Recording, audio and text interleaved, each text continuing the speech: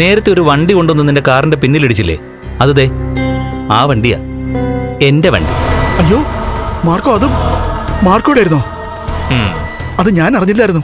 അറിഞ്ഞില്ലെങ്കിലേ ദേ ഇപ്പൊ അറിഞ്ഞോ. അതിന്റെ പേരിൽ എനിക്ക് ഇനിയും ഒരു തലവേദന ഉണ്ടാക്കരുത്.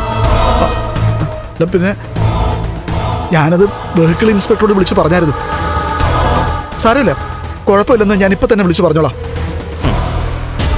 അല്ല, മാർക്കോടെ വണ്ടിന്റെ പിന്നിലിരുന്നത് ആരായിരുന്നു? ഒരു പെൺകുട്ടിയെ കണ്ടായിരുന്നല്ലോ.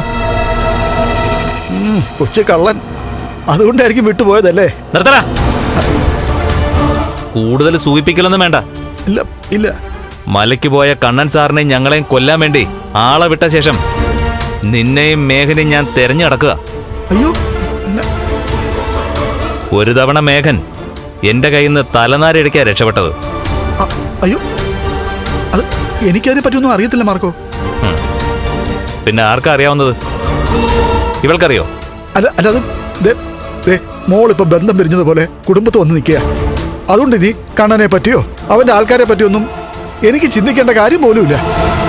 അങ്ങനെ മകള് ബന്ധം പിരിഞ്ഞു നിൽക്കുന്നത് മഹാലക്ഷ്മിയും കണ്ണൻ സാറും കാരണമാണെന്ന് ചിന്തിക്കുന്ന നീയും നിന്റെ മോളും പ്രതികാരം ചെയ്യില്ല എന്ന് ചിന്തിക്കാൻ മാത്രം ബുദ്ധി ഉറക്കാത്തവരല്ലടാ ഞങ്ങളൊന്നും. ഒന്ന് കൈ കിട്ടിക്കഴിഞ്ഞാലേ ശരിക്കൊന്ന് പെരുമാറണമെന്ന് പറഞ്ഞ് നടക്കുമായിരുന്നു. പക്ഷേ ഇപ്പൊ നിന്റെ മോള് കൂടെ ഉണ്ടായിപ്പോയി. അതുകൊണ്ട് സ്വന്തം മോളുടെ മുന്നിൽ വെച്ച് അച്ഛനെ തല്ലുന്നില്ല. അയ്യോ, തല്ലല്ലേ. മഹാലക്ഷ്മിക്കോ കണ്ണൻ സാറിനോ ഒരു പോറല് പറ്റിയ പിന്നീട് എന്തുണ്ടാവുന്ന പലതവണ നിന്നോടും അവരുടെ ശത്രുക്കളോട് ഞങ്ങൾ പറഞ്ഞു കഴിഞ്ഞു.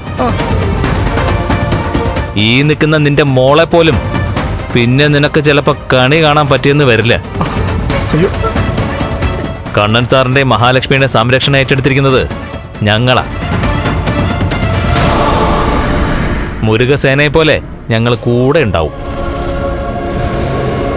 അത് മനസ്സിലാക്കി അവരിൽ നിന്നും അകന്നു മാറിപ്പോയില്ലെങ്കിൽ അത് മരണം സ്വയം പിടിച്ചു വാങ്ങുന്നതിന് തുല്യമായിരിക്കും. ഓർത്തോ?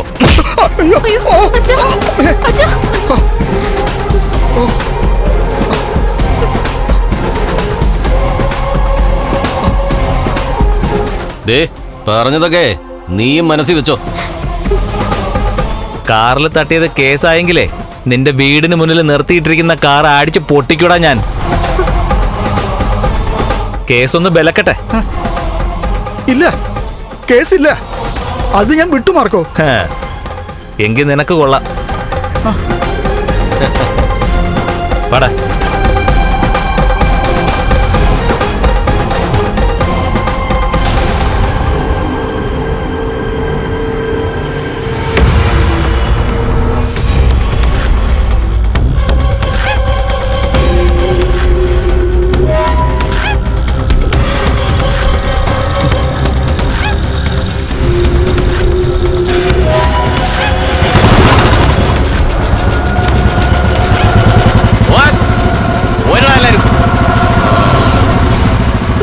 ഇത് വലിയ നാണക്കേടായല്ലോ.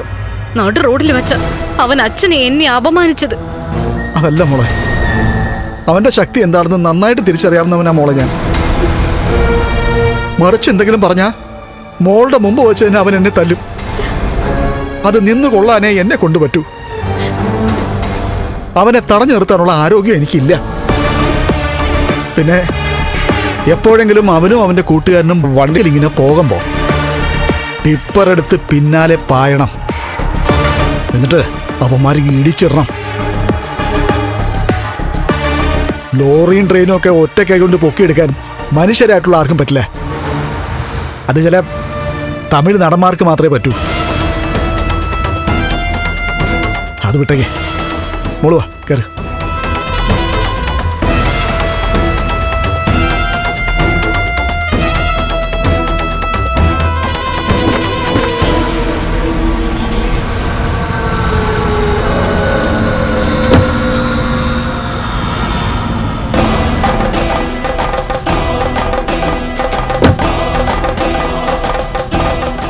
അവൻ പറഞ്ഞു കേട്ടില്ലേ, കണ്ണന്റെ മഹാലക്ഷ്മിയുടെ സംരക്ഷണം അവൻ ഏറ്റെടുത്തിരിക്കുകയാണെന്ന്.